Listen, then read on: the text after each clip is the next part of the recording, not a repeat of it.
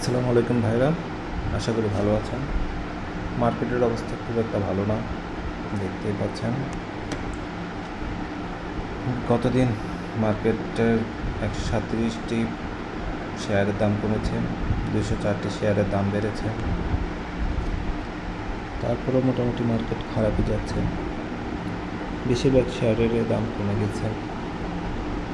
গত সপ্তাহে আমরা দেখতে পাবো ইন্ডিবেডি সবচেয়ে দাম কমেছে 24.9%, তারপর কেটিএল 20%, মিরাকল 18%, বেলিজিং প্রায় 18%, western shipyard, IBP, AOL, GSP finance প্রায় সবগুলোই কমের মধ্যে আছে। তাদের প্রায় সবগুলো শেয়ারের দাম 50 থেকে 60% কমে গেছে। এটি অত্যন্ত দুঃখজনক ব্যাপার। চলুন চার্টে কী বলে দেখি বন্ধুরা। এখন আমরা চার্টের বর্তমান পরিস্থিতিতে দেখতে পাচ্ছি পরবর্তী রেজিস্ট্যান্স রয়েছে 5100 থেকে 5286। ততদিন পর্যন্ত ওয়েট করতে হবে কি হয় দেখার জন্য। আর অন্যান্য ইন্ডিকেটরের মধ্যে স্টকেস্টিক্স ইন্ডিকেটরে দেখতে পাচ্ছেন সেল সিগন্যাল, তারপর মার্ক জিরো সেম অবস্থা, সেল সিগন্যাল দিয়েছেন। সর্বোপরি মার্কেটের অবস্থা খারাপ, অনেকের অনেক লস হচ্ছে। এটা আশাই করা যায়, যেহেতু একটি সরকারের পরিবর্তন হয়েছে এবং নতুন সরকার গঠন করেছে, কিন্তু তারপরেও তো পুরনো লোকজন রয়ে গেছে। এবং বিশেষ করে যারা ইনভেস্টর, গত 15 বছর ধরে যারা এই শেয়ার বাজারে গত সরকারের গোলামেরা ইনভেস্ট করেছেন, তারা তো আছেই। তারা মার্কেটকে অস্থিতিশীল করার একটি প্রয়াস করছে, সেদিক থেকে একটি বড় ব্যাপার। সব মিলিয়ে মার্কেটের অবস্থা বর্তমানে খারাপ। আসুন, বর্তমানে ফেসবুকে একটি স্ট্যাটাস দিয়েছিলাম যেটা নিয়ে ব্যাপক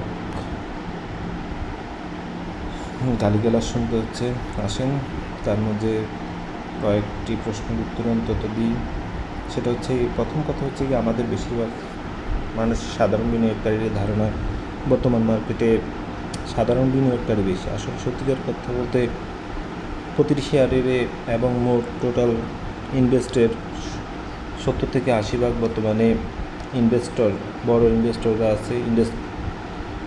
ইনস্টিটিউশন বেশিরভাগ শেয়ারে হোল্ড করছেন। তাই আসলে ইনস্টিটিউশন কী চায় সেদিকে খেয়াল রাখতে হবে। আমরা অল্প কয়েকজন সাধারণ বিনিয়োগকারী আছি, যা আসলে কোনো কিছুই নির্ধারণ করার জন্য যথেষ্ট নয়। তারপর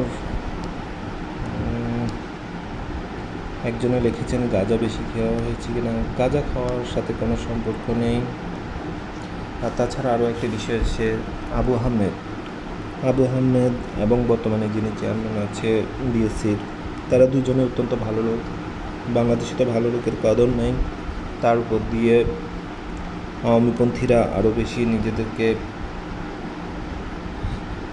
বিভিন্ন ধরনের অনৈতিক সুযোগ সুবিধা ভোগ করার জন্য, যেটা গত কমিশনের সময় সুযোগ সুবিধা পেয়েছিল, সেই ধরনের অনৈতিক সুযোগ সুবিধা ভোগ করার জন্যই তারা আসলে বর্তমানে যারা দায়িত্বপ্রাপ্ত হয়েছে তাদের বিরুদ্ধে বিভিন্ন ধরনের কুৎসারণা করছে এবং তাদেরকে সরিয়ে দেওয়ার চেষ্টা করছে। আবু আহমেদ অত্যন্ত ভালো লোক এবং সত্যি কথাই বলেছিলেন। তিনি ফ্লোরের বিপক্ষে ছিলেন। সত্যি কথা বলতে ফ্লোর একটি অতি কাল্পনিক জিনিস। যে বাজারে বেচা কেনা হবে না, সে বাজার সত্যিকার অর্থে টিকবে না। এখন ফ্লোর দিয়ে আপনি যদি কেনাবেচাই বন্ধ করে দেন, তাহলে মার্কেট থেকে তো ধ্বংস করে দিলেন। এবং ফ্লোর দেওয়ার মাঝে আসলে যাদের একটু বড় মূলধন আছে তাদেরকে খেলতে দেওয়ার সুযোগ দেওয়া হয়। এখন কেউ তো আসলে ছোট বিনিয়োগকারীদেরকে লাভ দিবে না, নিচে লাভ করার জন্যই তারা ব্যবসা করবে। তবে এই ফ্লোরে কোনো লাভই ছিল না।